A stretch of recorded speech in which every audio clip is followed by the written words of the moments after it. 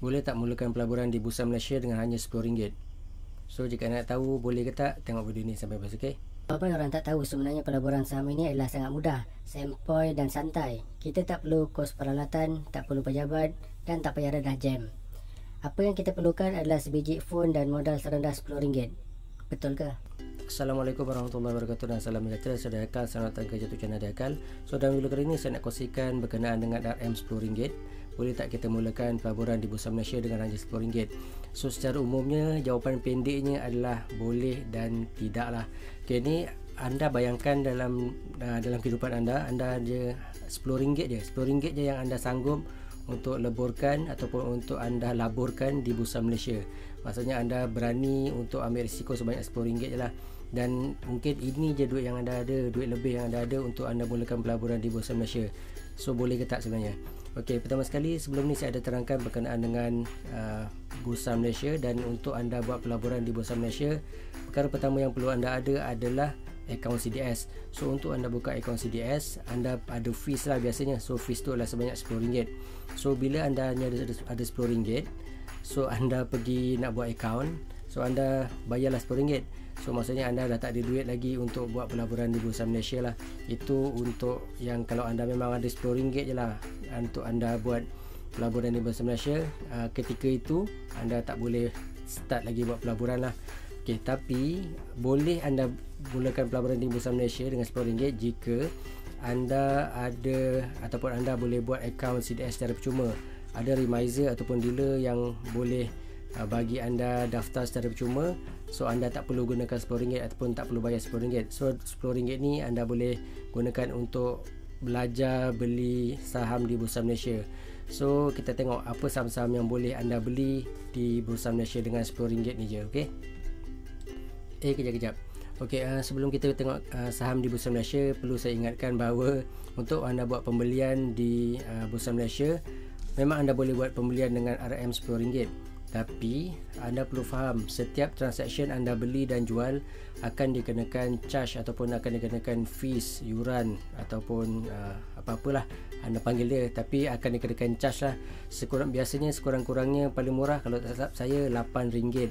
So katakanlah anda ada RM10 dan kemudian anda nak beli saham. So sebenarnya anda tak boleh beli dengan hanya RM10. Anda kena beli sekurang-kurangnya dengan RM18 sebab RM10 untuk saham dan lagi RM8 ataupun lebih ialah untuk dia punya fees sekurang-kurangnya. So dengan tingkat lain, dengan RM10 sahaja, kalau anda memang ada RM10, sebenarnya tak boleh pun anda nak buat pelaburan di Bursa Malaysia. Tapi tak apa, kita pergi tengok dekat Bursa Malaysia, kita tengok apa saham-saham yang mungkin anda boleh beli dengan RM10 ini. Okey. Okey, kita dah masuk ke laman web Bursa Malaysia. So kita boleh tengok harga-harga saham yang berkemungkinan kita boleh beli dengan RM10. Walaupun sebenarnya kebarangkalian besar tak boleh lah.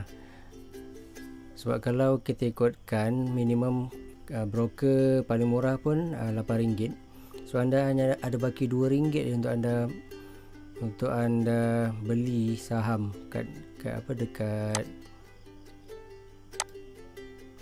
dekat Bursa Malaysia ni. So kalau anda tengok ni contoh dia lah. Tu ni harga yang terkini. So kalau contohlah, untuk macam saya beritahu sebelum ni, kalau anda nak beli sekurang-kurangnya 100 unit ataupun satu lot. So kalau macam ni harga untuk satu unit adalah 0.055 untuk satu unit. Nah kalau 100 unit maksudnya kali 100 lah. So RM5.50. So kalau anda nak beli yang untuk RM2, anda perlu beli yang ni lah, EduSpec ni. So EduSpec ni harganya 2 sen. So kalau anda beli 100, anda akan dapat RM2 lah. RM2 yang boleh masuk dekat anda punya bajet lah. Atau anda nak beli yang lagi murah, dia memang ada yang lebih murah, tapi anda perlu tengok juga sama ada berbaloi ke beli, sebab ataupun anda hanya nak burnkan RM10 anda tu kan, pun sebenarnya tak bagus juga kalau semata-mata nak belilah untuk dapatkan nilai RM10 tu. So kita tengok sikit EduSpec ni, nampak macam okey, sebab dia kalau tengok ni volume dia antara yang paling tinggi lah untuk hari ni. Tengok sikit mana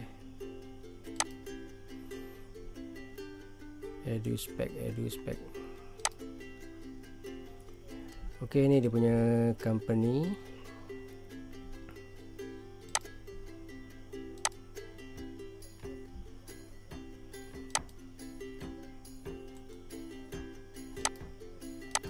Okey, boleh tengok dia punya details lah kat sini. Tapi saya rasa kalau saya lah memang tak berbaloi lah untuk beli very penny stock ni. Maksudnya kurang daripada 10 sen, 20 sen ni. Ni 2 sen kot. Macam better anda kumpul lagi beberapa bulan duit untuk anda beli saham yang lebih berbaloi lah. Mungkin di masa akan datang saya sharekan macam mana saya buat saya punya kajian saham. Walaupun saya pun tak pandai sangat, tapi mungkin boleh membantu beberapa orang ataupun boleh bagi anda sedikit penerangan ataupun sedikit pencerahan berkenaan cara macam mana nak buat kajian saham.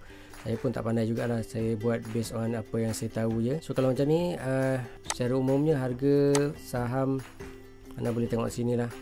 Okey, anda boleh tengok dekat ni, contoh anda nak beli yang Iris 295, kalau anda nak beli satu lot pun dah RM29. So anda memang tak boleh nak beli untuk RM10 lah. Okey, kesimpulannya yang dapat saya buat adalah anda sebenarnya tak boleh buat pembelian ataupun anda tak boleh melabur di Bursa Malaysia dengan hanya RM10. Maksudnya anda perlu ada at least, saya rasa sebaik-baiknya mungkin ada dalam beberapa ratus ringgit untuk anda mulakan dapat feeling buat pelaburan di Bursa Malaysia. Bukan apa, kalau anda beli sikit pun nanti dia punya fees lebih mahal pun lebih rugi lah.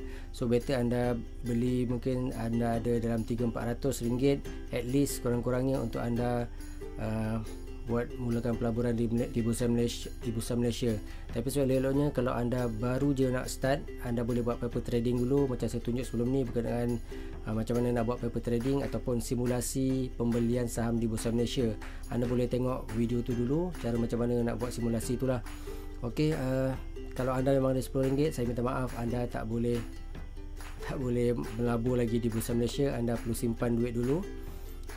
Dan nak saya ingatkan juga, untuk pelaburan di Bursa Malaysia adalah pelaburan yang berisiko tinggi dan anda perlu kalau boleh jangan sentuh anda punya duit simpanan ataupun duit emergency lah.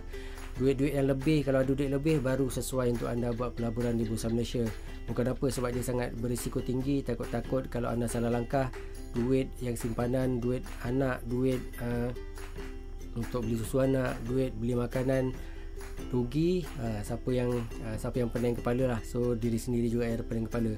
So sebaiknya anda pilih ataupun gunakan duit yang memang anda tak guna, dengan tak gunalah, bukan tak guna langsung, maksudnya anda berani untuk anda menerima kerugian sekiranya berlaku kerugian. Okey, itu saja untuk kali ini, untuk sedikit macam mana untuk buat pelaburan di Bursa Malaysia. Saya harap anda ada sedikit pengajaran ataupun pembukaan minda untuk anda. So jika ada soalan, boleh tekan dalam komen. Jangan lupa untuk subscribe YouTube channel saya. Sampai jumpa lagi. Assalamualaikum.